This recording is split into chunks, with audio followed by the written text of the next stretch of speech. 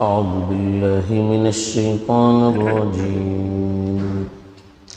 بسم الله الرحمن الرحيم. وإن كنتم مرضى أو على سفر أو جاء أحد منكم من الغائط أو لامستم النساء فلم تجدوا ماء فتيمموا صعيدا طيبا فامسحوا بوجوهكم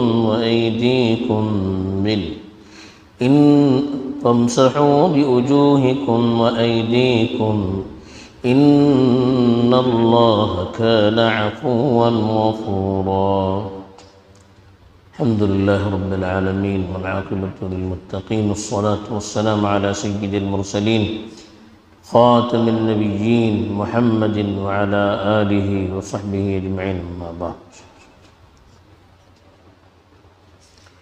کل اس آیت کے ایک ٹکڑے کی تلاوت کی گئی تھی جس میں حالت نشے میں اور غنودگی کے عالم میں نماز کے قریب جانے سے روکا گیا تھا. ایسے ہی حالت جنابت میں مسجدوں کے قریب جانے سے روکا گیا تھا جب تک کہ غسل نہ کیا جائے. اب جو بقیہ ٹکڑا آپ کے سامنے تلاوت کیا گیا ہے اس میں اللہ تعالیٰ نے پانی نہ ہونے کی صورت میں نماز کے لیے وضو کا کیا متبادل ہو سکتا ہے اس کی طرف اشارہ کیا ہے. ہمیں معلوم ہے کہ نماز کے لیے وضو کرنا فرض ہے. بغیر وضو کے نماز نہیں ہوتی ہے اور وضو پانی سے کیا جاتا ہے. کبھی ایسے حالات پیش آ سکتے ہیں کہ پانی موجود نہ ہو یا پانی موجود ہو لیکن استعمال کرنا ناممکن ہو کسی بیماری کی وجہ سے، یا اور کوئی صورت ہو سکتی ہے جس کی بنیاد پر آدمی پانی کا استعمال نہیں کر سکتا ہو، تو شریعت نے اس کا متبادل پیش کیا. لوگوں کی آسانی کے پیش نظر اب یہ شریعت کا بنیادی اصول ہے کہ شریعت ہمارے لیے آسانی کی راہیں بھی متعین کرتی ہیں. جہاں پیچیدگی اور مشکل پیش آئے وہاں اللہ تعالیٰ آسانی کی راہ کھول دیتے ہیں. ما جعل علیکم فی الدین من حرج، اللہ نے دین میں مشکل اور پریشانیوں کو نہیں رکھا. یرید اللہ بکم الیسر ولا یرید بکم العسر، اللہ سہولت اور آسانی کا معاملہ کرنا چاہتے ہیں، پریشانی اور مشقت میں مبتلا کرنا نہیں چاہتے ہیں. اس لیے یہاں اللہ تعالیٰ نے تیمم کو وضو کا متبادل قرار دیا. اسی طرح سے غسل کا بھی اگر پانی نہ ہو تو متبادل قرار دیا.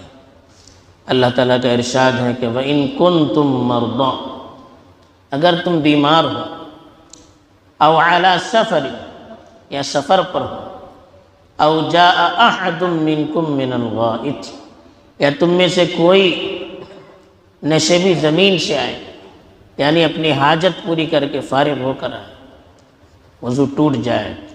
او لامستم النساء، یا عورتوں سے ملامست کرے. فلم تجدوا ماء، اور پانی تمہیں نہ مل سکے.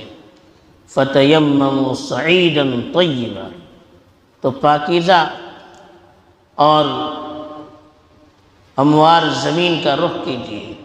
فامسحوا بوجوہکم وایدیکم، اور اپنے چہرے اور اپنے ہاتھ کا مسح کیجیے.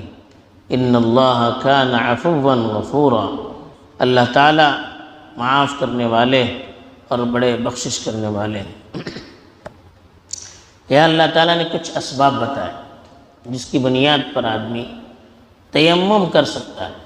تیمم کا مطلب پاک مٹی پر آدمی پاکی کی نیت سے، تیمم کی نیت سے ہاتھ مارے گا، پھر چہرے کا مسح کرے گا. مٹی زیادہ لگی ہو تو اس کو دونوں ہاتھ سے مار کر کم کرے، پھر چہرے کا مسح کرے، اس کو چہرے پر لگائے۔ جو چہرہ دھوتے ہیں وضو کا جو حصہ ہوتا ہے، پیشانی سے بال جہاں سے نکلتے ہیں وہاں سے ٹڈی تک اور کان کی ایک لو سے دوسری لو تک جو چہرے کا حصہ ہے اس کا مسح کرے، پھر دوسری مار مارے، اور مٹی اگر زائد ہو تو دونوں ہاتھ مار کر نکالے، اور پھر دونوں ہاتھوں کا مسح کرے۔ ایک ہاتھ کو آگے سے کوہنیوں تک لے جائے، پھر وہاں سے انگوٹھے کے اوپر سے لے آئے۔ اس طرح سے مسح کیا جاتا ہے دونوں ہاتھوں کا۔ تو یہ تیمم کہلاتا ہے۔ یہ وضو کا بھی متبادل ہو سکتا ہے، اور غسل فرض ہونے کی صورت میں اگر پانی نہ ہو یا پانی کے استعمال میں دشواری ہو، تکلیف ہو، بیماری کے بڑھنے کا اندیشہ ہو، تو غسل کا متبادل بھی ہو سکتا ہے۔ اسی لیے کہا کہ ایک تو مریض ہو آدمی، ایسا مرض جس کی وجہ سے پانی استعمال نہیں کر سکتا، یا پانی کے استعمال کرنے سے مرض کے بڑھنے کا اندیشہ ہو، یا مرض کی دیر سے چلے جانے کا اندیشہ ہو۔ اگر پانی استعمال کریں گے تو مرض کے جانے میں دیر لگے گی، پانی استعمال نہ کریں گے تو جلدی مرض زائل ہو سکتا ہے۔ تب آدمی کیا کرے اس کو بتائیں۔ او علی سفر، یہ آدمی سفر میں ہے۔ سفر میں عام طور پر پانی کا مسئلہ رہتا ہے۔ پرانے زمانے میں پانی لے کر جاتے تھے، لیکن کھانے پینے کا مسئلہ رہتا تھا۔ اگر پانی استعمال کریں گے تو پھر کھانے پینے کے لیے کیا رہے، تو اس لیے عام طور پر اس پانی کو غسل کے لیے یا وضو کے لیے استعمال کرنا مشکل ہوتا تھا۔ تو ایسے موقع پر آدمی تیمم کر سکتا ہے۔ ٹرین پر جا رہا ہے یا بس پر جا رہا ہے، کہیں ایسی جگہ رکنا پڑ جہاں پانی نہ ہو، پیشاب آیا ہو، وضو کرنا ہو، یا غسل فرض ہو گیا ہو، کیسے نماز وغیرہ پڑھنا، تو تیمم آدمی کر کے اس کا متبادل کر سکتا ہے۔ او جاء احد منکم من الغائط، یا تم میں سے کوئی، غائط کہتے ہیں ڈھلوان والی زمین، عام طور پر پیشاب پخانے کے لیے اس زمانے میں دور کی زمین میں جاتے تھے جہاں بیت الخلاء وغیرہ کا انتظام نہیں ہوتا تھا، تو نشیبی ڈھلوان کی جو زمین ہوتی تھی وہاں جا کے وہ اپنی ضرورت سے فارغ ہوتے تھے تاکہ لوگوں کی نظر سے دور ہو۔ تو آدمی پیشاب یا پخانے سے فارغ ہو کر آئے۔ او لامستم النساء، عورت سے ملامست کریں۔ ملامست، لامست کے معنی چھونے کے آتے ہیں، اور لامست کے معنی جمع کرنے کے بھی لیے جاتے ہیں۔ تو یہاں دونوں معنی لیے گئے۔ بعض لوگوں نے یہاں جمع کے معنی لیا، بعض لوگوں نے ہاتھ لگانے کے معنی لیا۔ حضرت عبداللہ ابن عمر، عبداللہ ابن مسعود، یہ صحابہ پاک تابعین ہاتھ لگانے کے معنی لیتے تھے۔ امام شافعی بھی کہتے ہیں کہ ہاتھ اگر لگ جائے وضو ٹوٹ جاتا ہے، تو اسے آیت سے استدلال کرتے ہیں، اسی لفظ سے۔ یہ دوسرے بعض قراء نے اس کو لامس کے پڑھا، او لمستم النساء پڑھا۔ لمس کے معنی چھونے کے آتے ہیں، اس میں کسی کا اختلاف نہیں ہو سکتا۔ تو اس لیے دونوں معنی اس میں لیے گئے، جمع کے معنی بھی لیے گئے ہیں، ہاتھ لگانے کے معنی بھی لیے گئے ہیں۔ امام شافعی کا بھی، چونکہ بہت سے صحابہ کا مسلک ہے اور لمس کی قرات بھی آئی ہے، وہ یہاں چھونے کے معنی لیتے ہیں کہ ہتھیلی کا حصہ اگر کسی عورت کی چمڑی کو لگ جائے یا چمڑی بدن کی ایک دوسرے کی لگ جائے تو اس سے وہ کہتے ہیں وضو ٹوٹ جاتا ہے، اسی سے استدلال کرتے ہیں۔ تو اگر اس طرح کے کوئی مسائل پیش آئیں تو کیا کرنا چاہیے؟ فلم تجدوا ماء، وضو ٹوٹ جائے گا یا وضو نہیں رہے گا اور پانی نہ مل سکے، پانی تلاش کرنا چاہیے اگر پانی استعمال کر سکتے ہیں تو۔ فتیمموا صعیدا طیبا، تو پاکیزہ اور مسطح زمین کا قصد کیجیے، یعنی ایسی زمین جس میں پاک مٹی ہو، تو اس مٹی کی طرف، اس زمین کی طرف جائیے۔ فامسحوا بوجوہکم وایدیکم، اور اپنے چہروں اور اپنے ہتھیلیوں کا مسح کیجیے۔